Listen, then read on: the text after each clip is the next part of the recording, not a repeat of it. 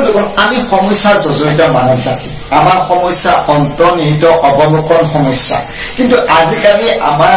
মন্ত্ৰী বিধায়কসকলে আমাৰ সৰ্বসাধাৰণ মানুহৰ সমস্যা বা সমাধানৰ ওপৰত গুৰুত্ব নিদি তেওঁলোকে বেছিকৈ কি কৰি থাকে ৰাজনৈতিক দলবিলাকৰ মাজত ইজনে সিজনে বোকা চেতিয়া ৰাজনীতি কৰি থাকে তেওঁলোকে বেছি ভাল পায় সঁচাকৈ কৈছো কিয়নো আজি কিছুদিনৰ পৰা আমাৰ মাননীয় মুখ্যমন্ত্ৰী মহোদয়ে যতে সভা সমিতি মিটিঙত গৈছে অৰ্থাৎ পঞ্চায়ত নিৰ্বাচনৰ প্ৰচাৰৰ ক্ষেত্ৰত তাতে তেখেতে কাৰ বিষয়ে বেছিকৈ সমালোচনা কৰি আছে মানে বিৰোধী দলৰ নেতা সাংসদ গৌৰৱ গগৈৰ বিষয়ে তেখেতে সমালোচনা মুখৰিত হৈ থাকে মই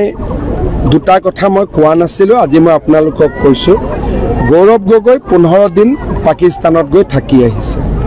পাকিস্তানত কোনো টুৰিজম প্লেস নাই তেওঁ 15 দিন কেনেকৈ থাকিলে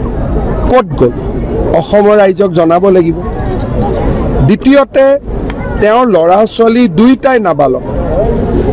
দুইটাকে ভাৰতীয় নাগৰিক কৰি থোৱা নাই মই ডাইৰেক্টলি কৈছো তেওঁ যদি অসত্য হয় মই যদি তেওঁ ল'ৰা ছোৱালী ভাৰতীয় নাগৰিক বুলি তেওঁ ক'ব পাৰে মই মুখ্যমন্ত্ৰী আসনে এৰি দিম তেওঁ দুইটা ল'ৰা ছোৱালী বিদেশী ৰাষ্ট্ৰৰ নাগৰিক ঘৈণীয়েকো বিদেশী ৰাষ্ট্ৰৰ নাগৰিক গতিকে তেওঁ নিজেও কোনদিনা বিদেশত গুচি যাব তাৰো হিচাপ নাই যদি এখন ঘৰত 4টা পৰিয়াল থাকে 3টাই যদি বিদেশী ৰাষ্ট্ৰৰ নাগৰিক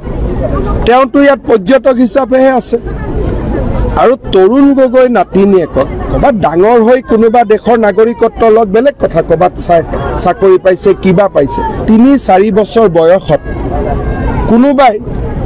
নিজৰ দেশৰ নাগৰিকৰ পৰা বিদেশী নাগৰিক কৰিব পাৰে নেকি ধৰ্মটো কি আছে হিউ এটা ডাঙৰ প্ৰশ্ন তাৰো তদন্ত তাৰো তেওঁ আমাক জনাব লাগে মোক জনাব নালাগে ৰাইজক জনাওক তেওঁ ভোট দিয়া মানুহখিনিক জনাওক আৰু পৰিবাৰে পাকিস্তানৰ দৰমহালৈ কিয় ভাৰতত আছে সেইটো আমাক জনাব লাগে তেওঁ বাৰে বাৰে কথাবিলাক এনেকা কাটি থাকিলে নহব কোৰ্ট আদালত পুলিচক তেওঁ উত্তৰ দিবই লাগিব আৰু উত্তৰ কেনেকৈ ল'ব লাগে আমি জানো পাকিস্তানত 15 দিন থকাটো বাকিখিনি তেওঁ ঘৰুৱা কথা ল'ৰা ছোৱালীক ভাৰতীয় কৰিছে কৰা নাই কিন্তু পাকিস্তানত 15 দিন থকাটো আমি সহজভাৱে নলওঁ আৰু এবাৰ পাকিস্তানত যোৱাটো মই জানো আৰু গৈছে নেকি এতিয়া জানিব পৰা নাই কাৰণ তেওঁ নিজৰ পাছপৰ্টখন ইজৰাইলত হেৰুৱাই দিছিল গতিকে মোৰটো সন্দেহ হয় 2-3 বাৰ গৈছিল এবাৰৰ খবৰ মই পাওঁ সৰ্বসাধাৰণ মানুহৰ কিমান ধৰণৰ অন্তৰ্নিহিত অৱলোকন সমস্যা আছে আমাৰ ৰাজ্যখনত সেইবিলাকৰ উন্নয়নৰ ওপৰত গুৰুত্ব নাই কেৱল গৈ গতিকে বন্ধুসকল আহক বা নতুন ভিডিঅ'লৈকে সকলোকে স্বাগতম জনাইছো আশা কৰোঁ ভিডিঅ'টো সম্পূৰ্ণ শেষলৈকে চাব আৰু ভিডিঅ'টো শেষত যদি ভাল লাগে নিশ্চয় চেনেলটো ছাবস্ক্ৰাইব কৰি অন্ততঃ আগুৱাই যোৱাত সহায় কৰিব বন্ধুসকল মুখ্যমন্ত্ৰী মহোদয় আমাৰ সৰ্বসাধাৰণ মানুহৰ কিমান ধৰণৰ সমস্যা আছে সেই সমস্যাবিলাকৰ ওপৰত গুৰুত্ব দি পেলাই তেখেতে সমাধানৰ ৰাস্তা উলিয়াব লাগে বৰ্তমান সময়ত মূল্যবৃদ্ধিৰ সমস্যা নিবনুৱা সমস্যা আৰু কিছুদিন পাছত আৰু এটা ভয়াৱহ সমস্যা আহিব বাৰিষা পোৱাৰ লগে লগে সেইটো কি বানপানীৰ সমস্যা কাৰণ বানপানীটো অসমৰ এটা জাতীয় উৎসৱ হয় কি চিৰসত্য কথা যে বাৰিষা বানপানী আহিব গতিকে এইবিলাকৰ সমাধানৰ ৰাস্তা উলিয়াব লাগে কিন্তু তেখেতে সেইবিলাকৰ সমাধানৰ কথা চিন্তা নকৰি কেৱল গগৈৰ ওপৰত বেছিকৈ মাথাটো মাৰি থাকে এতিয়া কথাটো হ'ল গৌৰৱ গগৈ সঁচাকৈ যদি পাকিস্তানৰ এজেণ্ট হয় তেখেতে যদি পাকিস্তানত 15 দিন থাকি আহিছে তেখেতৰ যদি সন্তান দুটা সঁচাকৈ যদি বিদেশী ৰাষ্ট্ৰৰ নাগৰিক হয় তেনেহ'লে ইয়াৰ কি কৰিব লাগে উপযুক্ত প্ৰমাণ উলিয়াব লাগে উপযুক্ত প্ৰমাণ উলিয়াব লাগে কাৰণ সৰ্বসাধাৰণ জনতাৰ মাজত এইবিলাক মুখ্যমন্ত্ৰীয়ে প্ৰচাৰ কৰি মানুহক আগুৱাই দি থাকিব নালাগে কাৰণ আমি নাজানো তেখেত পাকিস্তানত গৈ কিমান দিন আছে তেখেতে পাকিস্তানৰ এজেণ্ট হয় নে নহয় তেখেতৰ সন্তান দুটা প্ৰকৃততে বিদেশী নাগৰিক হয় নে নহয় আমি নাজানো মুখ্যমন্ত্ৰী মহোদয়ে ক'লে বুলিও আমি বিশ্বাস কৰাটো কঠিন হৈ যায় কাৰণ মুখ্যমন্ত্ৰী মহোদয়ৰ সময় এনেকুৱা মিছলীয়া কথা বহু কৈ থাকে গতিকে মুখ্যমন্ত্ৰী মহোদয়ৰ হাতত সম্পূৰ্ণ ক্ষমতা তেখেতে উপযুক্ত তদন্ত কৰক গৌৰৱ গগৈৰ ওপৰত তদন্ত কৰি পেলাই ইয়াৰ সঁচা প্ৰমাণটো উলিয়াওক আৰু জনসাধাৰণৰ আগত সেই প্ৰমাণটো কৰি দেখুৱাওক তেনেকুৱাকে সৰ্বসাধাৰণ জনসাধাৰণৰ বিশ্বাস কৰি থাকিব নহ'লে এনেকুৱাকে আগুৱাই দি থকা যেনে লাগিব